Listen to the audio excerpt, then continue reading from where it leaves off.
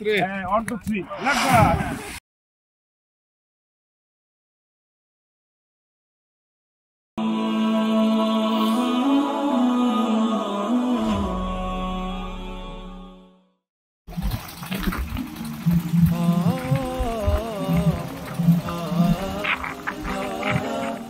আমরা এখন বাস গাড়ি বলে পুরো নদীর ভিতরে জায়গার নাম বাস গাড়ি। এই বাস গাড়িগুলো আমাদের পুকুরের বাড়ি যাওয়ার পঞ্চগাড়ি ঢাকা থেকে রওনা দিয়েছি। এটা মেঘনা নদী করছে বলে আমরা রওনা দিয়েছি 2:30 বলে আমি একটু সময় বেশি করাতে চাইছিলাম, নিজের বাড়ি তো বলছে 3টায়। আমাদের 2 ঘন্টা সময় লেগেছে এই পর্যন্ত আসতে। তবে পরিবেশটা গ্রামীণ। আমাদের বদরুজ্জামান ভাইয়ের বাড়ি আসতে আমার ভালোই লেগেছে আলহামদুলিল্লাহ। যদিও আজকে একটু জোর করেই আইছি, মানে আমি আসতে চাই নাই, তারপরেও নিয়ে আসছে বা রায়হান সাথে থাকি ভালো হতো। এটা আমরা ট্রলারে আছি, এটা আমাদের মানুষকে একসাথে আসে। বদরুজ্জামান যদি বড়লোক মানুষ তো গাড়ি নিয়ে আসে, এতে রিজার্ভ নিচ্ছে। রিজার্ভ নেওয়াতে অনেক টাকা লাগছে, অনেক টাকা লাগে, মাত্র 100 টাকা লাগে। সিঙ্গেল পারাইতে 10 টাকা। এই ভিডিওটি মূলত মানে করতেছি আমার চ্যানেলে। বদরুজ্জামান ভাইয়ের অনেক দর্শক আছে যারা মানে ওনাকে হেভি পছন্দ করে, তাদের জন্য ভিডিওটি করলাম। বদরুজ্জামান ভাই কিছু কথা চাই। আমাদের এইখানে মূলত হলো আমাদের বাংলাদেশেই হলো নদীমাতৃক দেশ। বাংলাদেশের সৌন্দর্য হলো আমাদের গ্রাম। তো আমাদের বাংলাদেশের যে রূপ, এটা আমাদের গ্রাম বা আমাদের এলাকায় আসলে আপনারা পূর্ণভাবে করতে পারবেন। এবং সবচেয়ে বড় ব্যাপার হলো এই যে এই সময়টা বর্ষাকাল, এই সময়টা আমাদের এলাকাটা পুরা রূপে গুণে একদম প্রকাশিত হয়। না না না, এই সময় হলো বর্ষাকাল, চারিদিকে পানি আর পানি। এই পানিটা আপনি এখন যতটুকু দেখছেন, এটা কিন্তু এত পানি এখানে ছিল না। তো আমি একটু পরিচয়টা দিয়ে দেই। এটা হলো নরসিংদী জেলার রায়পুরা থানার বাঁশগাড়ি ইউনিয়ন। হ্যাঁ, বাঁশগাড়ি না, এটা ইউনিয়ন না, এটা আরেক ইউনিয়ন। এটার নাম হলো শ্রীনগর ইউনিয়ন। শ্রীনগর ইউনিয়ন। এই ঘাটের নাম কি? সায়দাবাদ। এটা সায়দাবাদ ফেরিঘাট, মানে সায়দাবাদ ঢাকা বাস স্ট্যান্ড। এই ঢাকাকে নিয়ে আসছে বদরুজ্জামান ভাই। এটা একটা ভালোই হয়েছে। আমাদের সফর শেষ, আমরা এখন নেমে যাব।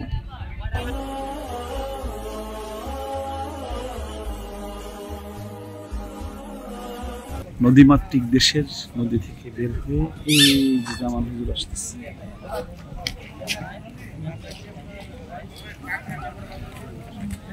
এই যে জামান হুজুর আসতেছে।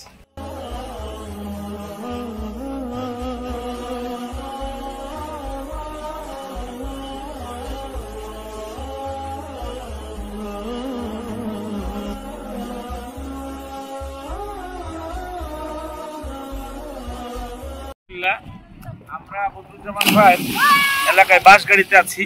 এটা সমতল ভূমির শেষ পর্যায়ে আসছি। এখানে আমাদের গ্রামীণ পরিবেশের যে চূড়ান্ত সৌন্দর্য যেটা দেখা যায়, যে পানির মধ্যে ছোট ছোট বাচ্চারা লাফিয়ে লাফিয়ে পড়ে, পানির মধ্যে ছোট ছোট বাচ্চারা লাফিয়ে লাফিয়ে পড়ে।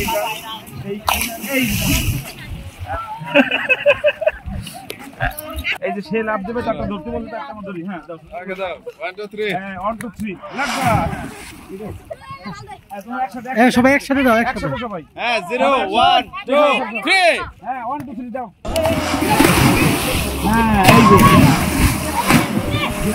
এই যে লাভ।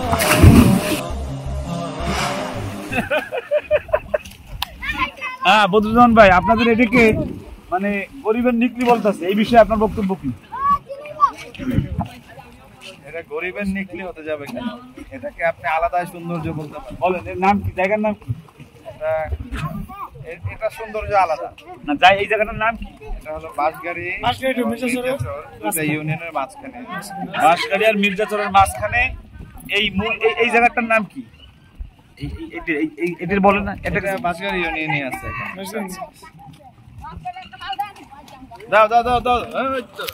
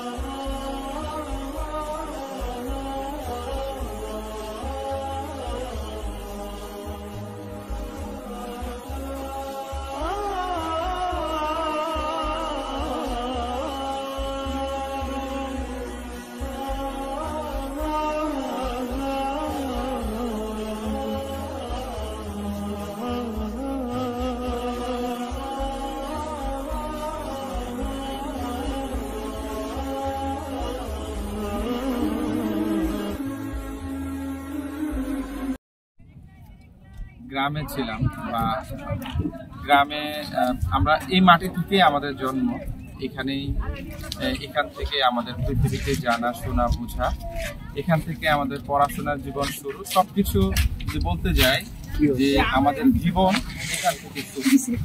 তো ছোট সময় গ্রামীণ জনপদের সবচেয়ে ভালো লাগার যে বিষয় সেটা হলো বিকেলে আমরা একসাথে খেলাধুলা করতাম, তাই না? আমরা এক সময় খেলাধুলা করতাম। আজকাল তো মানুষ যান্ত্রিক জীবনের কারণে, নানা রকম যন্ত্রের কারণে তারা গ্রামের যে আসল স্বাদ, গ্রামের যে মজা সেটা ভুলতে বসেছে। কিন্তু আমি আজকে হুট করেই একটা জরুরি কাজে একটু গ্রামে আসলাম। এখানে এসে দেখলাম যে আমাদের যে ছোট ছোট ভাইয়েরা আছে এদের মধ্যে এখনো সেই গ্রামীণ ভালো লাগার বিষয়গুলো রয়ে গেছে, তারা এখনো সেগুলো চর্চা করে।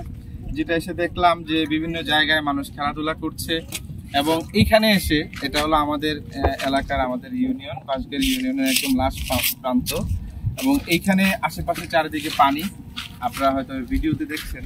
তো ওরা দেখলাম খেলাধুলা করে এসে তারা এখানে পানিতে ঝাঁপ দিচ্ছে, ডুবাচ্ছে একদম মন করে। তো আমার কাছে যেটা আমি অতীত আমার স্মৃতিতে আমি ফিরে গিয়েছি যে আমরা একটা সময় সন্ধ্যার আগে খেলাধুলা করে ঘর্মান্ত অবস্থায় ঘেমে ঘুমে একদম কাপড় কাপড় খুলে পানিতে সবারই কাপড় চোপড় আছে একদম দেখা যায়। এবং ভালো লাগছে যে ওদেরকে দেখে সবগুলো ছোট পোলাপান পড়াশোনা করে এবং কয়েকজন পড়াশোনা করে না, এবং আমি তাদেরকে পড়াশোনা করবো, কারণ পড়াশোনা না করলে তোমার জীবন অন্ধকার থাকবে। কারণ পড়াশোনা হলো তোমার আলো, তোমার পথ দেখাবে। তুমি যদি পড়াশোনা না করো তাহলে তোমার জীবন তুমি আলোকিত করতে পারবে না, ঠিক আছে? আচ্ছা, তাহলে তোমাদের এটা দেখে ভালো লাগলো, তোমরা এবার লাভ দাও, তারপর তোমাদেরকে আমি একটা উপহার দেবো, ঠিক আছে? সবাই একসাথে লাভ দিবা, দেখে তোমরা কে কতটুকু পারবে। যাও যাও যাও।